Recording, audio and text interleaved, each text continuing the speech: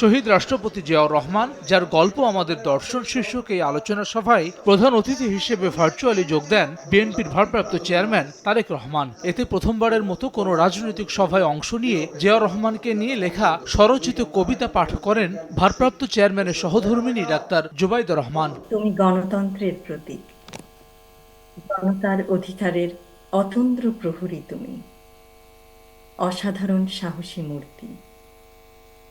তুমি নেতা, তুমি কঠোর পরিশ্রমী। দিন কেটেছে তোমার সবার চিন্তায় বিরামহীন। তুমি সূর্যরশ্মি, চাঁদের আলোর মতো। তাই আজ বহু দূরে থেকেও আমরা তোমার আলোয় আলোকিত। তুমি বিদ্রোহী, তুমি আশার আলোয় আরোহী।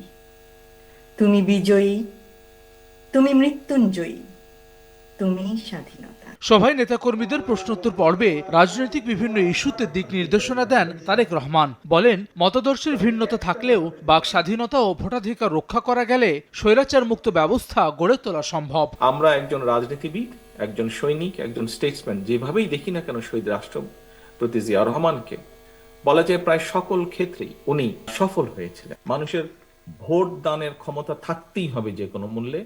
দুই, মানুষের কথা বলার অধিকার থাকতেই হবে, মত প্রকাশের অধিকার থাকতেই হবে। এই দুটোকে বাধাগ্রস্ত করা যাবে না। সকলে যদি আমরা দলমত নির্বিশেষে এই দুটোতে অন্তত একমত থাকি, তাহলে স্বৈরাচার মুক্ত একটা ব্যবস্থা আমরা ধীরে ধীরে গড়ে তুলতে পারবো। এদিন বিকেলে রাজধানীর আগারগাঁওয়ে এক সেমিনারে অংশ নিয়ে দ্রুত নির্বাচন দাবিকে বিএনপির রাজনৈতিক কৌশল বলে উল্লেখ করেন বিএনপি মহাসচিব। সংস্কারের প্রয়োজন রয়েছে জানালেও দ্রুত নির্বাচনের তারিখ ঘোষণার দাবি তার। সংস্কার প্রস্তাবগুলো আমাদের সম্পূর্ণ সম্মতি আছে, কিন্তু একই সঙ্গে আমরা যে কথা জোর দিচ্ছি যে নির্বাচনের ঘোষণাটা তাড়াতাড়ি হওয়া উচিত। কারণ আমাদের অভিজ্ঞতা আমরা দেখেছি যে নির্বাচনটা দরকার এই জন্যে যে নির্বাচনের মধ্য দিয়ে আমরা জনগণের কাছে যেতে পারবো, জনগণকে সম্পৃক্ত করতে পারবো এবং জনগণের মধ্য দিয়ে একটা পার্লামেন্ট আমরা নিয়ে আসতে পারবো, যে পার্লামেন্টে আমরা এই সমস্যাগুলো আলোচনা করে আমরা একটা জায়গায় আসতে পারবো। এর আগে সকালে ভ্যাট ও শুল্ক বৃদ্ধির প্রভাব, প্রয়োজনীয়তা এবং জনগণের প্রতিক্রিয়া নিয়ে গুলশানে সংবাদ সম্মেলন করে বিএনপি। এতে মহাসচিব মির্জা ফখরুল ইসলাম আলমগীর বলেন, অন্তর্বর্তীকালীন সরকার নির্বাচনের পথে হাঁটলে এই সংকট তৈরি হতো না।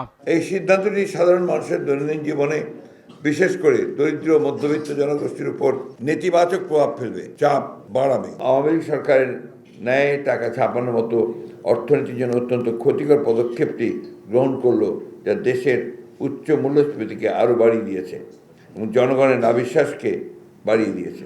অর্থনৈতিক সংকট মোকাবেলায় অপ্রয়োজনীয় মেগা প্রকল্প আপাতত বন্ধ করার পাশাপাশি অন্তর্বর্তী বাজেটের প্রতিও গুরুত্ব দেন বিএনপি মহাসচিব। ও মোবাইল ইন্টারনেট সেবা। হাসান ওয়ালি, সময় সংবাদ, ঢাকা। অন্তর্বর্তী সরকার